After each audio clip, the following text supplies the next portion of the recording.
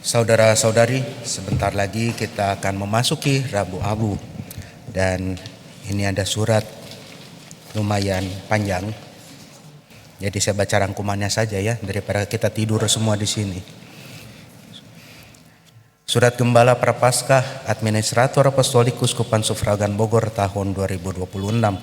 Melalui surat gembalanya pada tahun ini, Bapak Uskup mengingatkan kita akan selama masa Prapaskah ini kita diajak untuk memperbaharui dan menyucikan diri dengan olah kesalehan hidup dan bermatni raga yang dilandasi oleh pengharapan dan rasa syukur atas melimpahnya rahmat belas kasih Allah kepada kita, manusia yang penuh dengan kerapuhan dan dosa.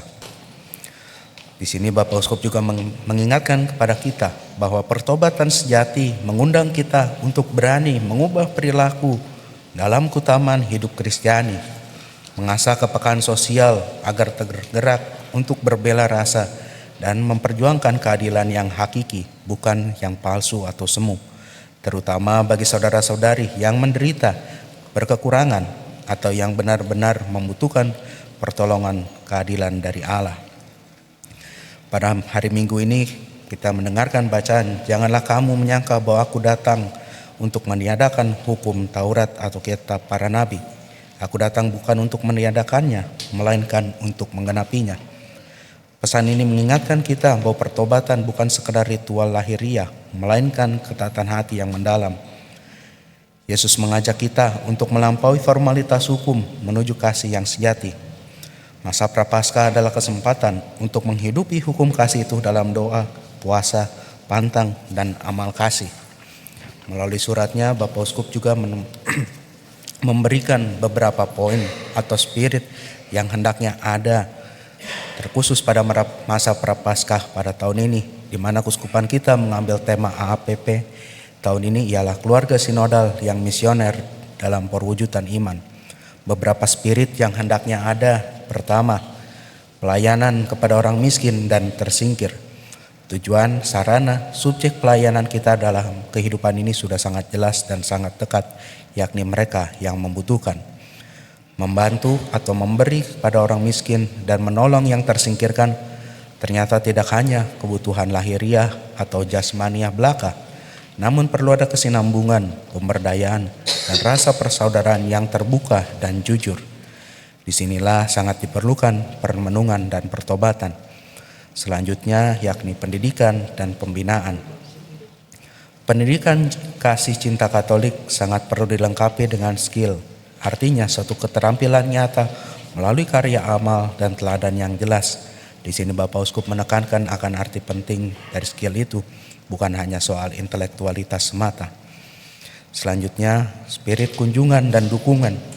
Kehadiran adalah salah satu yang sangat utama dan pokok dalam tugas mengunjungi dan menyemangati dengan dukungan, terutama untuk para miskin, tersingkir, para janda, para tahanan, lansia, dan kaum difabel. Selanjutnya, spirit pengembangan masyarakat melalui program pemberdayaan seperti UMKM dan program lainnya. Semua umat diajak untuk terlibat aktif di tempat tinggal masing-masing untuk memperhatikan infrastruktur dan lingkungan yang sehat dan berkelanjutan. Spirit selanjutnya ialah advokasi dan kesadaran sosial, mengajarkan akan hak-hak asasi manusia, terutama bagi kelompok yang rentan dan terpinggirkan, serta menggalakkan kesadaran dan tindakan untuk melindungi lingkungan hidup. Poin terakhir atau spirit yang terakhir yang hendaknya ada ialah doa dan refleksi. Doa bersama untuk memohon kekuatan dan bimbingan dalam melaksanakan misi pengharapan dan perdamaian, serta melakukan refleksi dan evaluasi secara berkala untuk meningkatkan efektivitas misi. Pada bagian akhir, di sini Bapak Uskup menekankan akan pentingnya menyerahkan semua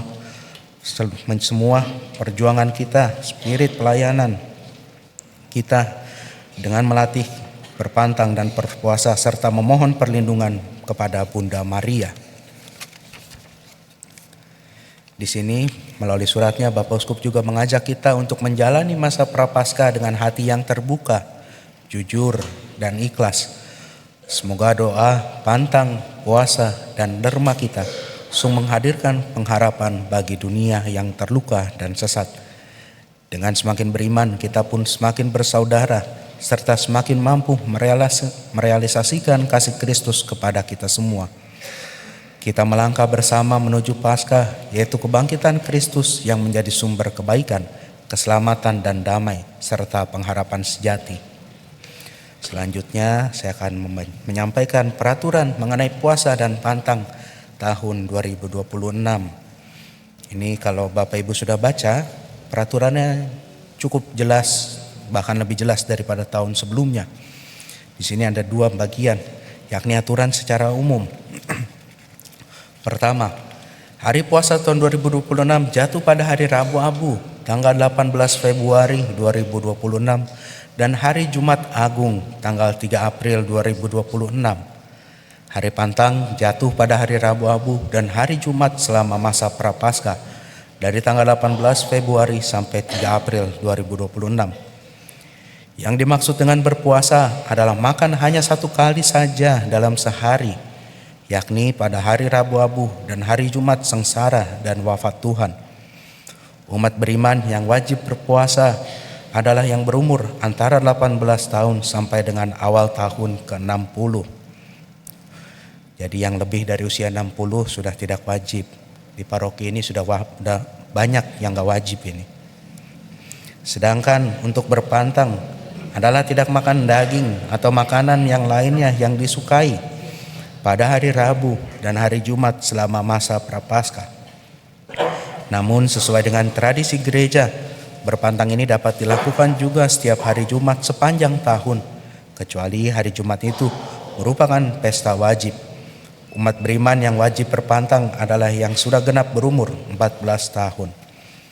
Dan ini peraturan lainnya yang jika ingin dilakukan di komunitas atau keluarga masing-masing.